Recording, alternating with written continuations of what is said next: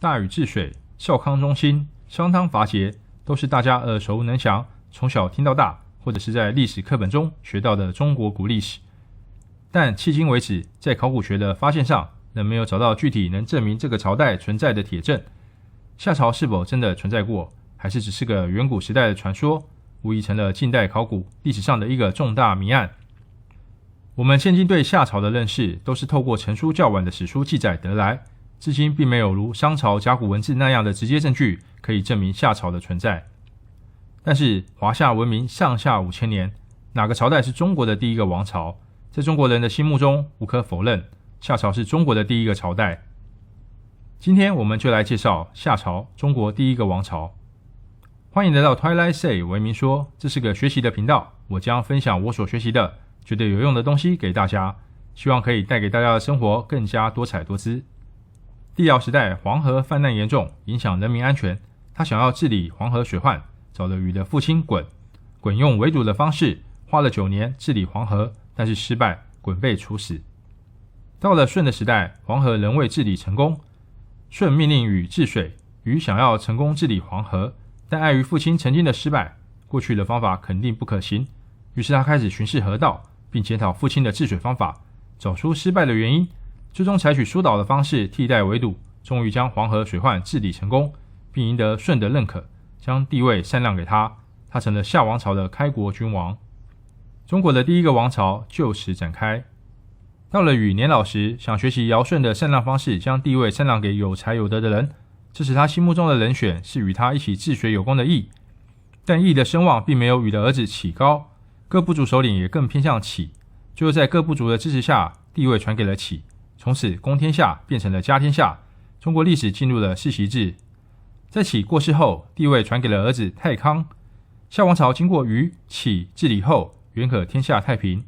但殊不知太康却是个贪玩不理政事的王，使得国家日益衰落，外族东夷部落开始强大，恰逢东夷出了一位强大的首领羿。在羿率军征讨并与当地夏人通婚取得支持下，太康逃离，由羿掌握夏王朝的大权。但羿没有称王，而是另立太康之弟中康继位，行幕后统治之实。但羿此人善战却不善治理，远能臣，重小人，逐渐荒废国事，最后被他重用的奸臣韩卓反叛，羿被迫下台，妻子也被韩卓所夺，并生下2个儿子羿和交。而后继承中康地位的象也在韩卓叛变后被杀，但象的妻子带着有孕之身顺利逃回母族，并生下象的儿子少康。少康长大之后，在韩卓的儿子交的持续追杀下，逃往舜的后裔有虞氏寻求庇护。而有虞氏当时的首领于斯想支持少康恢复夏氏，他膝下无子，却有2个女儿，他将2个女儿嫁与少康，并赐给他方10里的田及500人供他驱使，支持少康复位。少康想从韩卓手中夺回政权，但只有区区土地方10里以及500人的部众。然而他并没有放弃，以轮邑为基地，纠集夏的渔民，设官分职，积蓄力量，并派女爱潜入敌方担任密探。同时间，为避难而躲藏起来的夏氏遗臣糜听到此消息，也亲自带领残余民众与少康会师，最终一起击败了韩卓，恢复夏氏。少康死后，其子祝继位，为了巩固东方的势力，并压下东夷的威胁，祝把都城东迁至老丘，同时强化武器研发与制造，并发兵征讨东夷，让夏的领土扩张到了东海之滨，现在的黄海。祝在位时是夏朝最强盛的时期。祝之后是怀，东夷部落开始与华夏部落和平共处，在经芒、谢的努力，东夷基本上与华夏部落同化，只是东边已无战事，谢开始往西方发展，并在已安定的领土上封土封号，这也是诸侯制的开始。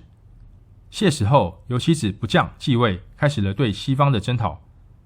不将之后为雍、子景、孔甲。到孔甲之前，夏朝一路相安无事，并持续发展。但孔甲是个昏君，喜欢置办鬼神，事淫乱，迷信占卜，整日的游手好闲，不理政事。他改变夏部落的传统祭祀祖宗的习俗，改为祭拜天地。此举引起各诸侯部落的不满，与夏之间的关系开始疏远。从孔甲之后，夏王国的国力开始下滑。孔甲及在之后的高、发，再到吕轨，内乱一直不断，而吕轨就是桀。从桀开始，夏氏与各诸侯部落间的关系完全破裂。桀本身孔武有力，好女色，他常常为了获得其他部落的美女，发兵攻打对方，而桀的这样做法得罪了许多的部族，也包括商朝的开国君主汤。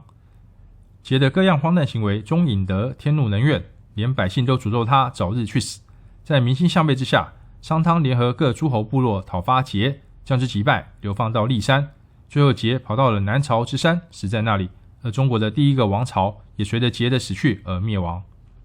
夏朝历时470年，共传14世，历17君，始于禹，终于桀。我们称自己为华夏、诸夏，皆来自于夏朝。以上是今天的分享，谢谢大家的观看，欢迎按赞、订阅、分享及打开小铃铛。